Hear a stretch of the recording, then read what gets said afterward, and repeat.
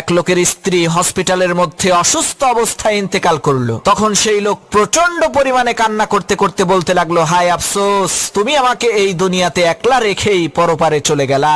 আমি এখন তোমাকে ছাড়া একা একা কিভাবে থাকবো। লোকটাকে এইভাবে কান্না করতে দেখে পাশে থাকা এক মহিলা তার বান্ধবীকে বলল, আহারে, দেখেছিস লোকটা কতই না ভালো মনের মানুষ, না জানিস সে তার স্ত্রীকে কতই না ভালোবাসতো। সে দেখ তার স্ত্রী মারা যাওয়ার কারণে সে কিভাবে কান্না করছে। আমি যদি এই লোকটার বাড়ির ঠিকানা জানতাম তাহলে অবশ্যই আমি এই লোকটাকে বিয়ে করতাম।